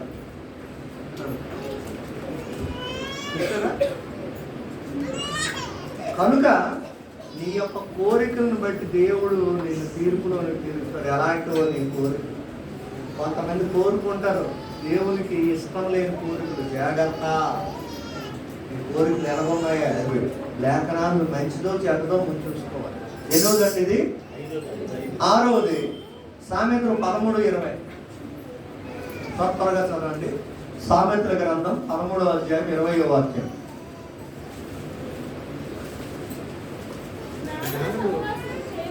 జ్ఞానుల సహవాసం చేయువాడు జ్ఞానము కలవాడగును, మూర్ఖుల సహవాసం చేయవాడు చెడిపోవడు. సహవాసం, ఎలాంటి వారితో సహవాసం చేస్తున్నావు అనే దేవుడు తీర్పులు అడుగుతాడట. జాగ్రత్త అండి. ఫ్రెండ్ అంటే నా ఫ్రెండ్, దేవుడిని నమ్మలేదు కానీ నా ఫ్రెండ్ మంచోడే, దేవుడిని నమ్మలేదు కానీ నా ఫ్రెండ్ మంచిదాయే అని చాలామంది ఫ్రెండ్షిప్ ఎక్కువ అయిపోతుంది. అది కూడా ఒక పాపమేనండి. అధికమైన స్నేహితులు కలిగి ఉండడం కూడా పాపమే. నీ సహవాసం ఎవరితో, నువ్వు ఎటువంటి వారితో సహవాసం చేస్తున్నావో అది కూడా దేవుడు తీర్పులో నిన్ను అడుగుతాడటండి. ఎవరితో నీ సహవాసం, ఎవరితో పడితే వాళ్ళతో సహవాసం చేయకూడదండి. ఎవరితో పడితే వాళ్ళతో సహవాసం చేయకూడదు. బాగా చదువు రానివాడు అనుకోండి, బాగా చదువుకున్నోడితో సహవాసం చేయాలి. అప్పుడు వీడు కూడా కొంచెం పైకి వస్తాడు. ఆత్మీయతలో నువ్వు దిగజారిపోయి ఉన్నావు, నీకంటే భ్రష్టులతో సహవాసం చేస్తాడు, ఇంకా నేను కిందకి లాగేస్తాడు. నీకంటే ఉన్నతమైన ఆత్మీయ స్థితిలో ఉన్నవారితో సహవాసం చేయాలి. అందుకే జ్ఞానులతో సహవాసం చేసేవాడు బాగుపడతాడు, మూర్ఖులతో సహవాసం చేసేవాడు చెడిపోతాడు. అందుకే కొంతమందిని అంటాం కదా, ఒరే నువ్వు వాళ్ళతో ఎందుకు తిరుగుతున్నావు, మొన్నాడు ఎలా చేశాడు, వీడు ఇలా చేశాడు, ఆవిడ అలా చేసింది, అలాంటి వాళ్ళతో ఎందుకు తిరుగుతున్నావా, జాగ్రత్త అని వార్నింగ్లు ఎందుకు ఇస్తారు, చెడిపోతున్నాడని తెలిసి. ఇక నోటి మాటలు చెప్పకండి, సామంతో చెప్తారు, వేదంతో చెప్పారు, ఇక దండోపాయమే. ఒక కాలు వచ్చి ఇరిచేసి మంచం మీద పడుకోబెట్టండి. ఆవిడ ఎలాగ తిరగడానికే పనికొస్తాడు కదా, ఆవిడ తిరగడానికే పనికొస్తుంది కదా, మరి ఎందుకు? నేను స్టార్టింగ్లో పూర్తి సేవ చేస్తానండి, మా నాన్న అలాగనేవాడు, కాలు చేయి తీసేసి మంచం మీద పెడతాను. ఏదో పెద్ద ఉద్యోగం చేసి వద్దరేస్తానండి, బైబిల్ పట్టుకుని ఊరి మీద తిరుగుతావా.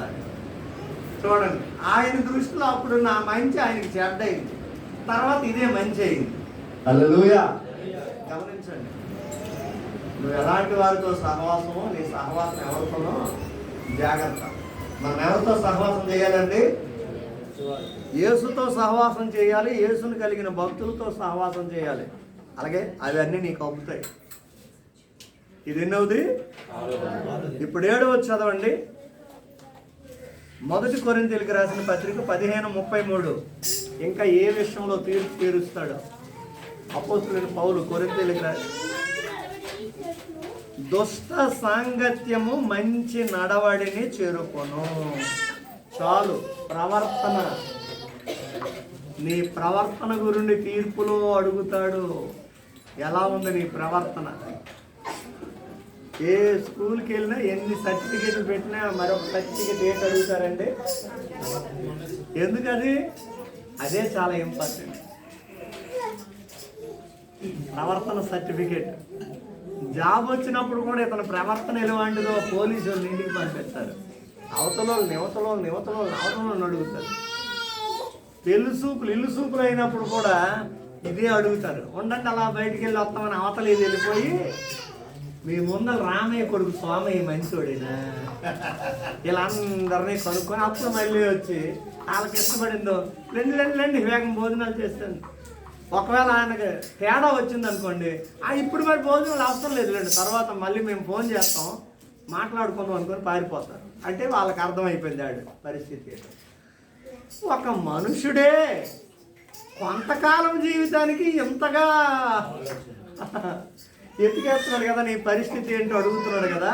మరి శాశ్వత కాలం జీవించవలసిన బ్రతుకు దేవుడు నీ ప్రవర్తన గురించి అడగడా? ఏమండి, అడుగుతాడా లేదా? ఖచ్చితంగా అడుగుతాడు. ఒక పెన్ను ఇది మంచిదా చెడ్డదా అంటున్నాం, ఒక వంకాయ కొంటాం, ఒక్క పూటతోనే అయిపోద్ది పని, దాన్ని కూడా చూస్తున్నాం, అన్నీ అడుగుతాం. మరి దేవుడు నిన్ను అడగడా? ఓయ్ పుచ్చిపోయిన వంకాయ నిన్ను అడగడా? పుచ్చిపోయిన బీరకాయలు, పుచ్చిపోయిన గుమ్మడికాయలు అడగడా? ఖచ్చితంగా అడుగుతాడు. కనుక ఎన్నవదండి ఇది? 7వది. నీ ప్రవర్తన గురించి లెక్క అడుగుతాడు. జాగ్రత్త నీ ప్రవర్తన. తర్వాత 8వది చూడండి. పేతురు రాసిన మొదటి పత్రిక 3వ అధ్యాయం 4వ వాక్యం.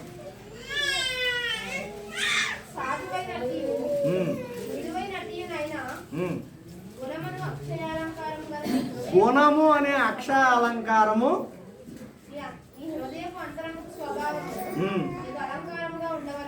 అది దేవుని దృష్టికి విలువైన అలంకారం గురిని కూడా లెక్క అడుగుతాడట. అలంకారం. నేను అలంకారం అయితే మీకెందుకండి? కొంతమంది సొవ్వులోని గాజులు వేసుకుంటున్నాం. మీరు ఎవరినైనా చూసారా?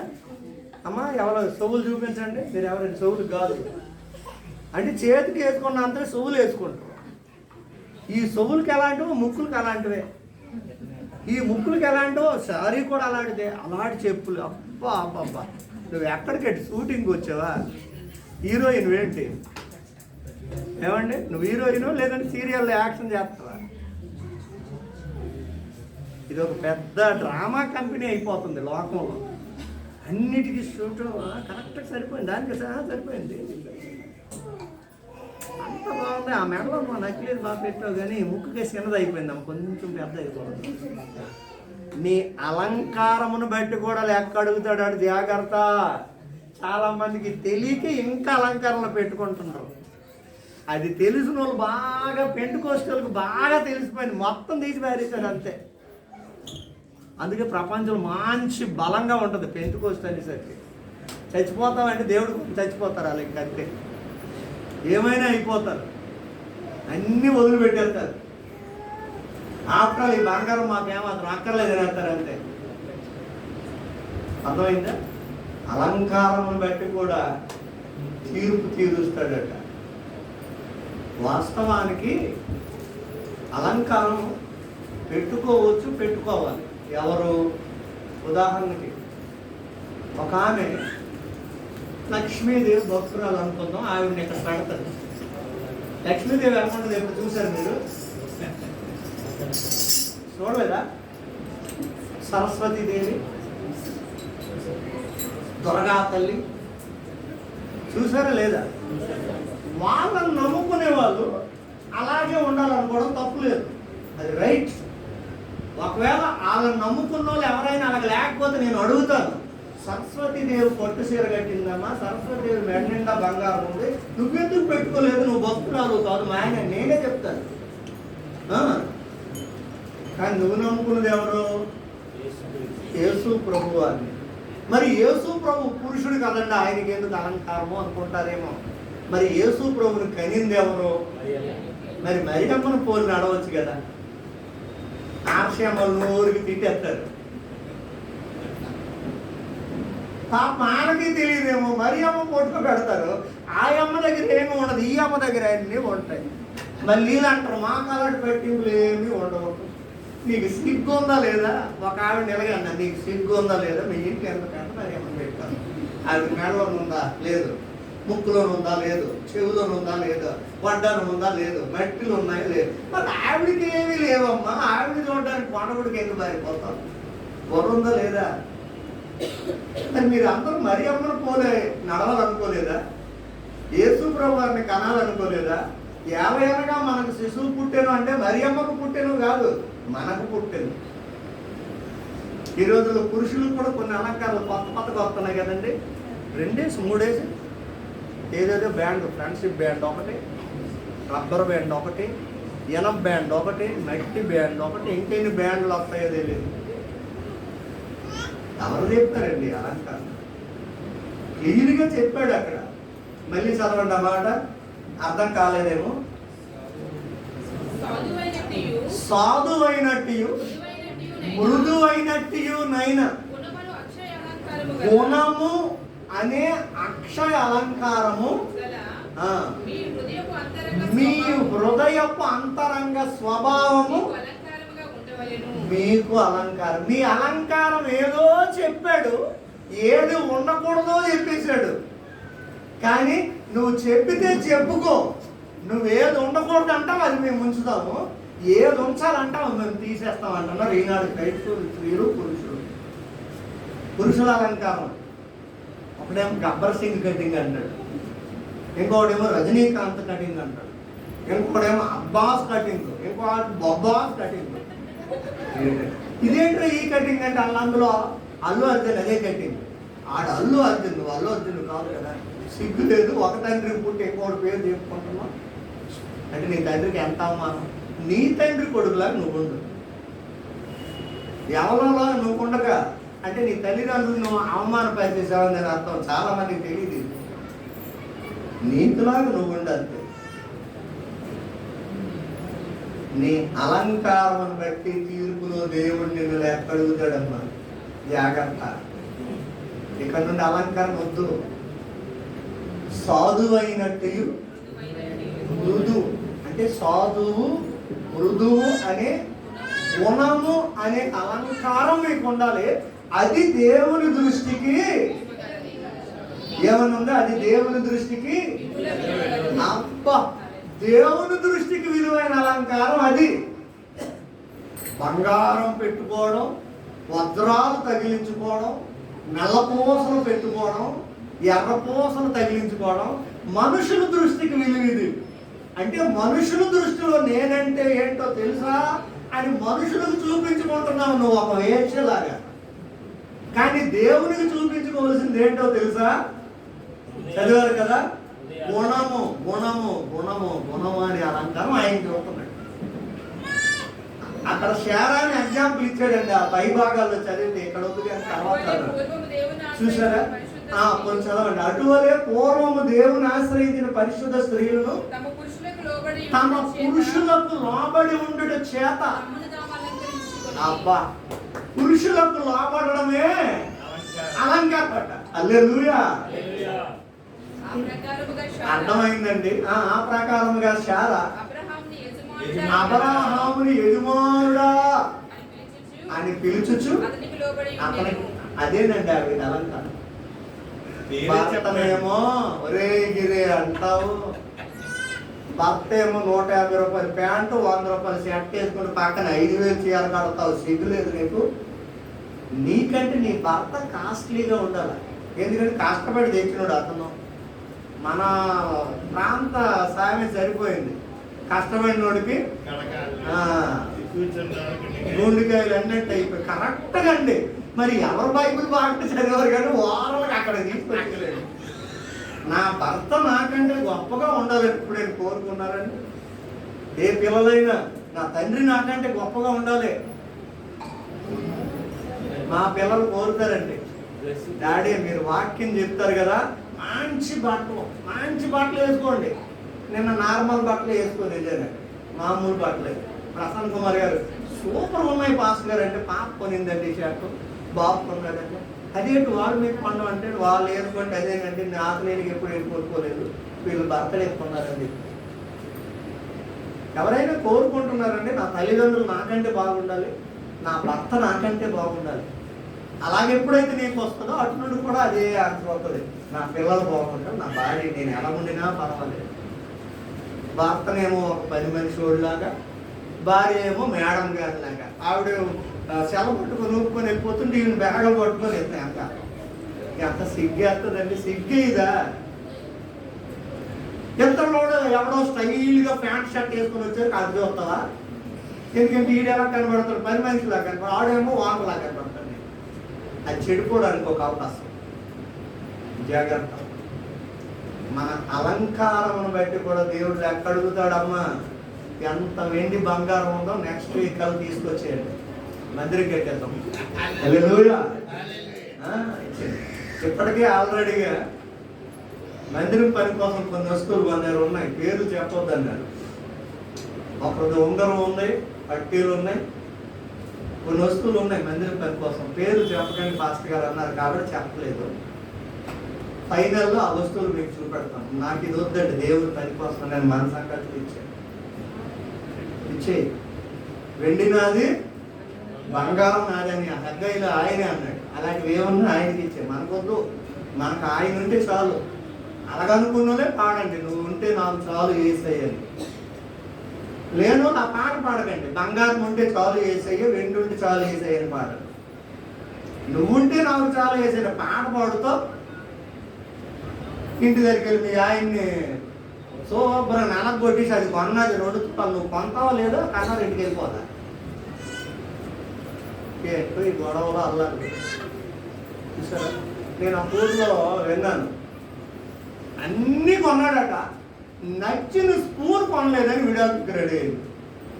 స్పూన్, చెంచా అంటే అది నచ్చలేదట. నాకు మళ్ళీ ఇది కావాలంటే దీనికోసం మళ్ళీ అంత దూరం వేడి వెళ్తాను, ఇక్కడ దగ్గర తీసుకుంటే వచ్చి నాకు అదే అయితే అలాగైతే కుదరదు, అలా గొడవలు వచ్చి విడాకుల వరకు వెళ్ళిపోయారు. స్పూన్ మాత్రం ఒక మనిషి విడివేస్తాడు.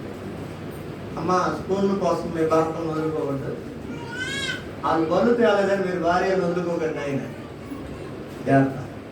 అలంకారం బట్టి దేవుడు లెక్క అడుగుతాడు. 8వది 8 అయిందా? ఇప్పుడు 9. తిమోతికి రాసిన మొదటి పత్రిక 4:12 చదవండి. స్త్రీలారా ప్రియులారా 4:12 మిమ్మల్ని శోధించుటకు కాదు నువ్వు రాని నీ యవ్వనమును బట్టి ఎవడును నిన్ను తృణీకరింపనీయకుము. చాలు యవ్వనము గురుడు కూడా లెక్క అడుగుతాడట. నీ యవ్వనం ఎలా ఖర్చు పెట్టావో అని. కరెక్ట్గా ఖర్చు పెట్టుకోగలిగిన వయసు అండి అది. దేనికి ఖర్చు పెట్టాలో దానికి ఖర్చు పెట్టవచ్చు. యవ్వనం ఇంచుమించు మన చర్చిలో ఉన్న వాళ్ళందరూ యవ్వనస్తులే కదా. 60 లోపు ఉన్న వాళ్ళందరూ యవ్వనస్తులేదు. ఇక్కడ 60 దాటిన 1, 2, 3, 4 కనబడుతున్నారు తప్ప మిగతా అంతా యవ్వనస్తులేదు. అందులో హరిబాబు గారు మంచి యవ్వనస్తులు కదా. అందరూ కూడా యవ్వనమును బట్టి లెక్క అడుగుతాడు. ప్రాముఖ్యంగా యవ్వనస్తులారా దేవుడు లెక్క అడిగే ఒక లెక్క ఏంటంటే యవ్వనం. అయితే యవ్వనంలో ఎలా ఉండాలండి అని అడిగితే దానికి 5 పాయింట్లు ఇచ్చాడు. కంటిన్యూ చదవండి.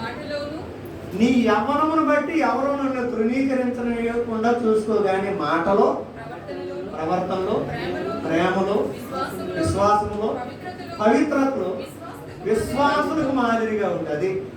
యవ్వనస్తులంట హీరోకు మాదిరిగా ఉండాలే, హీరోయిన్కి మాదిరిగా ఉండాలే, మంచి ప్లేయర్స్ మాదిరిగా ఉండు, మంచి సింగర్స్ మాదిరిగా ఉండాలే. ఎవరికండి? విశ్వాసులకు మాదిరిగా ఉండు. ఒక విశ్వాస అంటే ఇలా ఉండాలండి అని నీకు చెప్పాలి. నిన్ను చూసినప్పుడు ఎవరైనా విశ్వాసం అంటే ఇలా ఉండాలండి. ఇదిగో నీ అమ్మాయిలాగా ఉండాలి. విశ్వాసం అంటే ఇలా ఉండాలండి. క్రమంగా చక్కగా బైబిల్ చదవాలండి, ప్రార్థన చేయాలి, పాటలు పాడాలి, పరిచయం చేయాలండి. మాస్టర్ గారికి ఎప్పుడు టీ కావాలంటే అప్పుడు తేవాలండి. ఈ అమ్మాయి పట్టుకొని వచ్చింది అంటే ఎగ్జాంపుల్ చెప్తున్నాను. నిన్ను చూసి అనేక మంది విశ్వాసులు నేర్చుకోవాలి నీ దగ్గర విశ్వాసం. సేవకుడు అంటే ఇలా ఉండాలండి అని ఒక సేవకుడు చూసినప్పుడు సేవకుడు అంటే ఏంటండి ఇలా ఉండాలండి. సేవకుడు క్వాలిఫికేషన్స్ ఇవ్వండి ఇలా ఉండాలండి. 26 సబ్జెక్ట్ ఇదే నేను చెప్పాలనుకున్నాను. సేవకుడు అంటే ఎలా ఉండాలని విశ్వాసులకు మాదిరిగా ఉంది. కనుక నీ యవ్వనమును బట్టి దేవుడు తీర్పులో లెక్క అడుగుతాడు. పసిప్రాయమును బట్టి అడగడట, చిన్నోడు కదా. వృద్ధాప్యం కూడా అడగడట, మరీ పెద్దోడు అయిపోయావు కదా. మంచి చెడులు బాగా తెలిసిన ఏజ్ ఏంటంటే యవ్వనం. కనుక దేవుడు తీర్పులో లెక్క అడుగుతాడు. జాగ్రత్త. ఇంకెన్ని ఉన్నాయండి? చివరిది తిమోతికి రాసిన మొదటి పత్రిక 1వ అధ్యాయము 5వ వాక్యం చదవండి. ఉపదేశ సారమేదనగా పవిత్ర హృదయం నుండి మంచి మనస్సాక్షి నిష్కపటమైన విశ్వాసం నుండి. అదండి, అది ఉపదేశ సారం అంట. ఇదంతా ఎక్కడ జరగాలంటే నీ హృదయంలో జరగాలి. అది హృదయ స్థితి. చివరగా నీ హృదయ స్థితి ఎలా ఉందో చూస్తాడండి. ఎలా ఉంది నీ హృదయ పరిస్థితి? ఆలోచించండి. నీ హృదయ పరిస్థితి ఎలా ఉందో, నీ హృదయం ఎలా ఉందో చూస్తాడు. ఆయన కోరుకునేది కూడా అంతే. సామెతలు 23:26 ఏముంటుంది? సామెతలు 23:26 ఏముంటుంది? చదవండి ఒకసారి. నా కుమారుడా లేదా నా కుమార్తె నీ హృదయం నాకు ఇచ్చాను. చాలు చాలు చాలు. ఏమేమన్నాడు? పురుషులు చెప్పండి, ఏమేమన్నాడు? ఎవరికి ఇచ్చేయాలట? ఒక ఆయన అలాగేనంట, హృదయం ఇచ్చేసాడట. హృదయం ఎక్కడ ఉందని ఎత్తుకాడు. హృదయం ఎక్కడుంది, హృదయం ఎక్కడుంది, హృదయం ఎక్కడుందని నేర్చుకున్నాడు. ఆల్రెడీ హృదయం వేసుకు ఇచ్చేసాడా లేదంటే ఎవరితో ఇచ్చేసాడు? ఇక్కడ కూర్చున్న మీరు మీ హృదయం ఎవరికి ఇచ్చారు? హృదయమే నీ ఆలయం క్రీస్తు అంటారు పి. సుశీల గారు. ఇంకొక ఆయన అంటాడు హృదయమైన కోవిల్లో నిన్ను దేవతగా కొలిచేసాను అంటాడు ఒక ఆయన. ఈ కోవిల్ని దేవతకి ఇచ్చేసాడు ఈయన. ఆయనేమో హృదయమే నీ ఆలయం క్రీస్తుకి ఇచ్చేసింది ఆవిడ. మరి నీ హృదయం సంగతి ఏంటి? ఎలా ఉంది నీ హృదయం? నీ హృదయ స్థితిని బట్టి నేను తీరుస్తాడు. అంటే ఏ యాంగిల్లో కూడా నిన్ను వదలడు. దాని అర్థం అది. నువ్వు ఏ యాంగిల్లో చూసినా నిన్ను వదలడు. నీ చూపులను బట్టి వదలడు, మాటలను బట్టి వదలడు, ఆలోచనను బట్టి వదలడు, ప్రవర్తనను బట్టి వదలడు, అలంకారం బట్టి వదలడు. ఏ స్థితిలో కూడా ఆయన నిన్ను ఎందుకు అన్నాడో తెలుసా? నిన్ను విడువను అంటే మనం అనుకుంటాం బాధల్లో ఉన్నప్పుడే అనుకుంటాం. ఈ ఏ యాంగిల్లో కూడా నిన్ను వదిలిపెట్టం, జాగ్రత్త. అది కనుక ఆయనే నచ్చిన రీతిగా దేవుడు నిన్ను తీర్పులోకి తెచ్చినప్పుడు దేవునికి ఇష్టడుగా ఉన్నట్లు మనం బ్రతకడం నేర్చుకుంటామండి. ఒక్కసారి 10 విషయాలు ఇంటికెళ్ళి మీకు మీరు బోధించుకోండి. ఈ 10 విషయాలు కూడా చదవండి. ఇంకా అనేకమైన ఆలోచనలు వస్తాయి. బోల్డ్ అంత ప్రసంగం తయారవుతుంది. ఇంకా ఒక్కసారి నీవు పర్సనల్గా ఆ విషయాల్లో ఏ విషయంలో నేను సరిలేను, ఏ విషయంలో సరిగ్గా ఉన్నాను, ఏది నేను సరి చేసుకోవాలా అనేది నీకు నువ్వు చెక్ చేసుకో. డాక్టర్ గారి దగ్గరికి వెళ్తాం, మొత్తం ఒకసారి స్కాన్ చేయండి అంటాం. అలా మొదలుకొని అరిగాలు వరకు చూస్తాడు. హెమోగ్లోబిన్ వెరీ గుడ్, బాగుందయ్యా. ఎర్ర రక్త కణాలు బాగున్నాయి, నల్ల రక్త కణాలు నల్ల ఉంటాయి, ఉండవు కదా. తెల్ల రక్త కణాలు బాగుంటాయి, కొద్ది బీపీ ఎక్కువ ఉంది, తర్వాత షుగర్ కూడా కొంచెం ఎక్కువ ఉంది, వీటిలో కొంచెం తర్వాత థైరాయిడ్ కూడా ఇంకా స్టార్ట్ అవుతుంది, జాగ్రత్త. అప్పుడు ఏవి కరెక్ట్గా ఉన్నాయో వదిలేసి ఆ కరెక్ట్గా లేని వాటికి ఏం చేస్తాం? అయితే వీటికి సరైన మెడిసిన్ ఇవ్వండి. ఎందుకంటే నేను ఇంకా బతకాలి, ఉద్ధరించాలి దేశాన్ని. మంచి మెడిసిన్, మంచి మాట్లాడేయండి.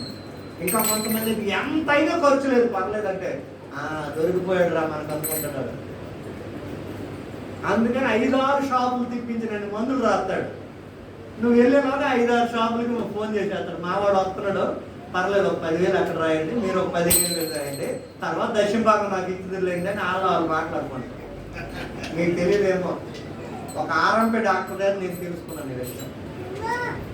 నువ్వు ఎంత పిసినారుగా ఆర్ఎంపీ డాక్టర్ ఊరోడు అని 100 ఇస్తావు, ఆడికైతే సిటీ వెళ్ళేసరికేమో 300 ఇస్తాం. ఆడేం చేస్తాడంటే దగ్గరుండి నిన్ను తీసుకెళ్తాడు, అన్ని టెస్ట్లు అవన్నీ చేయిస్తాడు, మందులు అన్ని రాయించేస్తాడు, వచ్చేస్తాడు. +5,000 ఒకటి రాయండి అంటాడు. మనం మాటలు అనుకుంటాం. అది +5,000 అంటే వాటికి 5,000 కలపండి అని. మనకు అవి తెలుసా?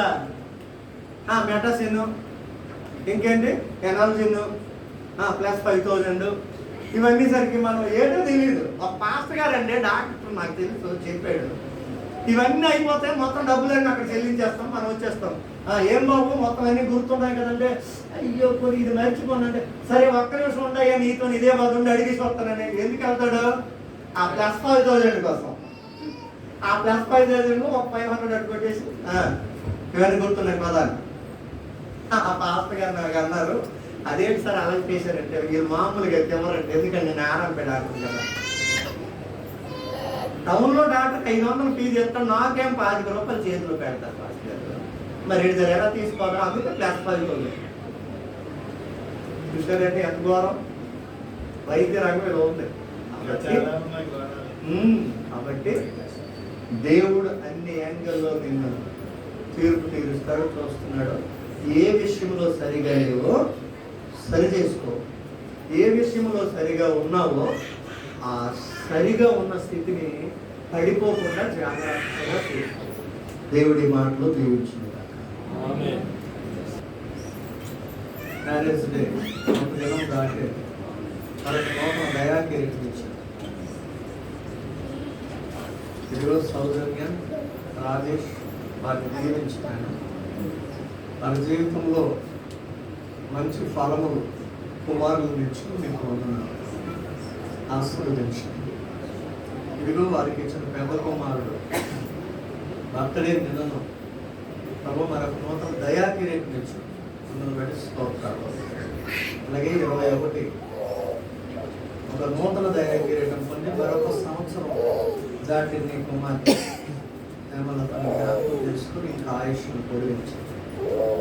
22 మ్యారేజ్ డే దానియేలు దేవులను ఆస్వాదించండి, కుటుంబవర్తులు కానీ కుమారుడు కూడా భార్యతో ఏకీపించి నీ సన్నిధికి వచ్చినట్టు నీకు ఇష్టమైన నీకు ఆటంకమైన జాబు నీ చిత్తమైతే తొలగించినది వేరొక జాబును అనుకరించి నీ దగ్గరకు తీసుకోండి.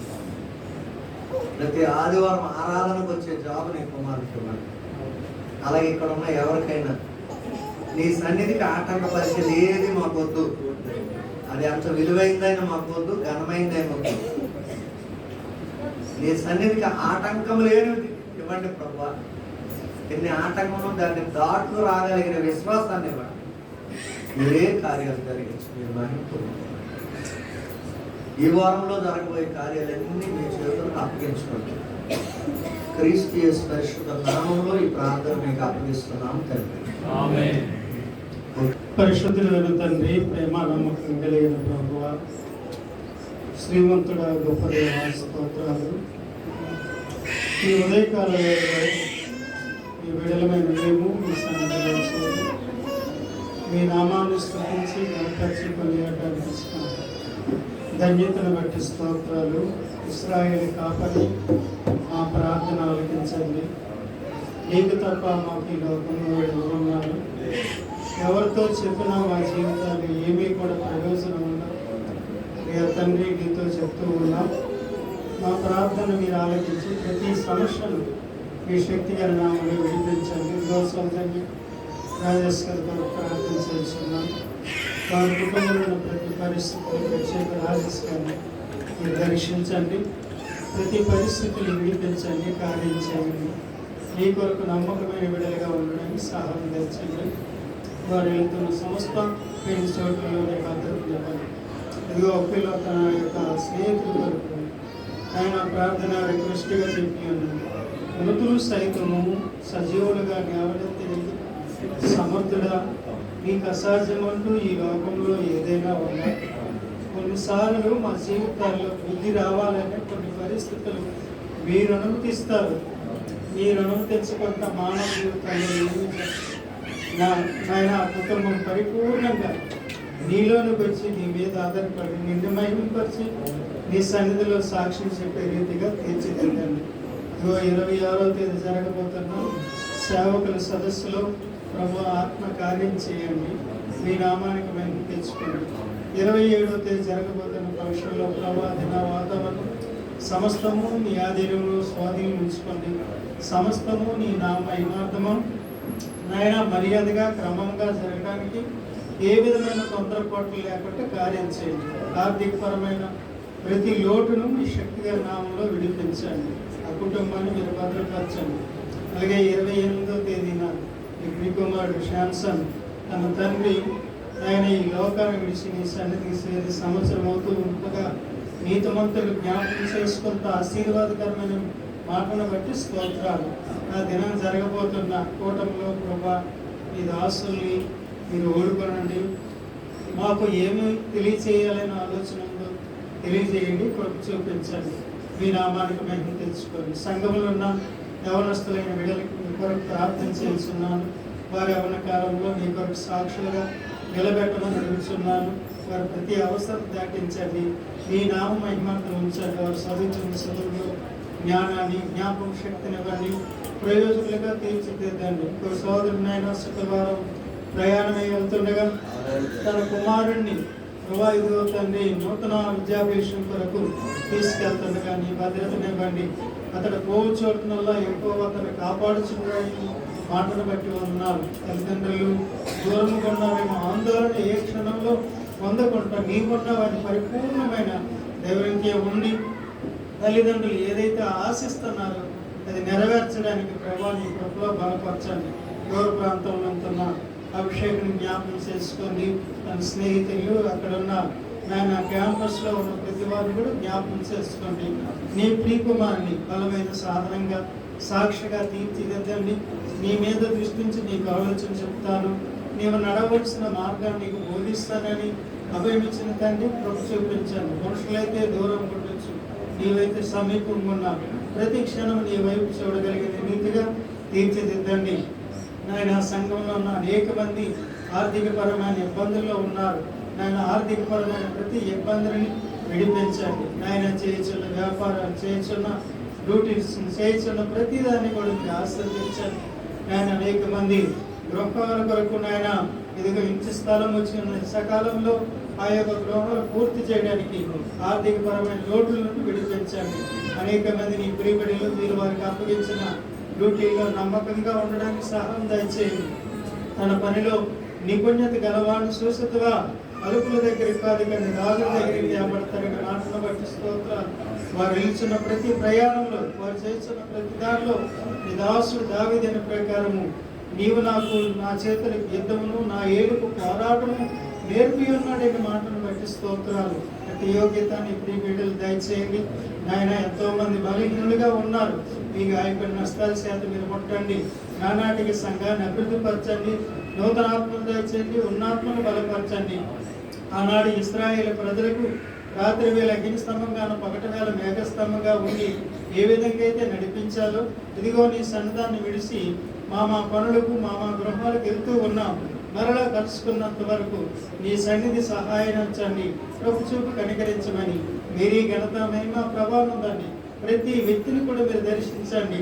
ఆయన ఇదిగో తన అనేక మంది నన్నైనా సంఘములో సంతానం లేని వారుగా ఉన్నారు తండ్రి. వారి సంతానం దయచేయండి. వారి మూయబడిన ప్రతి ద్వారాన్ని తెరవమని అడుగుచున్నాను. ప్రభు చూపించండి, కనికరించి కాపాడమని అడుగుచున్నాను. ప్రత్యేక రీతిగా దీవెనలు తన భాగస్వామి, అలాగే తండ్రి మా ప్రియ సోదరి నాయన బిస్కెల్ను, అలాగే తండ్రి ఒకళ్ళు గారిని జ్ఞాపకం చేసుకోండి. అలాగే తండ్రి డేవిడ్ను, అలాగే లతాని జ్ఞాపకం చేసుకోండి. వారిని మీరు జ్ఞాపకం చేసుకొని త్వరలో నాయన సంఘంలో సాక్ష్యం చెప్పే రీతిగా తీర్చిదిద్దమని, మీ నామానికి మహిమ తెచ్చుకోమని ప్రార్థన చేస్తున్నాను. ప్రభు చూపించండి, కనికరించండి. ప్రతి బిడ్డను కూడా జ్ఞాపకం చేసుకుంటారు. ప్రతి కుటుంబాన్ని కూడా జ్ఞాపకం చేసుకోండి. ఈ దాసుల కుటుంబాన్ని భద్రపరచండి. ప్రతి అవసరం తీర్చమని. అతడు పోచోట్లలో ఎక్కువ అతను కాపాడుచున్నాడని మాటను బట్టి కాపాడని నడిపించండి. నన్ను, నా కుటుంబాన్ని కూడా భద్రపరచమని. మీరే ఘనత, మహిమ, ప్రభావం ఉంటారని నా ప్రభువు, నా రక్షకుడైన యేసు ప్రభు వారి సర్వశక్తి గల నామంలో ప్రార్థన చేసి స్తుతించి అడిగి వేడుకొంచున్నాం తండ్రి. ఆమేన్. పరలోకమందున్న మా తండ్రి, నీ నామం పరిశుద్ధపరచబడుగాక. నీ రాజ్యం వచ్చుగాక. చిత్తం పరలోకమందు నెరవేర్చినట్లు భూమి అందు నెరవేరుగాక. మా దినాహారం నేడు మాకు దయచేయండి. మా రుణస్తులు మేము క్షమించిన ప్రకారం మనము క్షమించండి. ఈ శోధనలో తీసుకుని తప్పించు. ఎందుకంటే రాజ్యము, బలము, మహిమ నిరంతరం తండ్రి అయిన దేవుని ప్రేమ, కుమారుడైన యేసుక్రీస్తు కృప, పరిశుద్ధాత్మ అన్యోన్య సహవాసము సన్నిధి కూడి ఉన్న మనందరికీ పోయిన వారం జరిగిన కార్యములకును ఈ వారమంతా జరగబో కార్యక్రమం అన్నిటికీ ప్రేయర్ రిక్వెస్ట్ కోరిన వారికి సదాకాలం తోడయుండి నడిపించును గాక. యేసు రక్తమే చేయి, ప్రభు యేసు రక్తమే చేయి, ప్రభు యేసు నామమునకు సంపూర్ణ విజయం కలుగును గాక.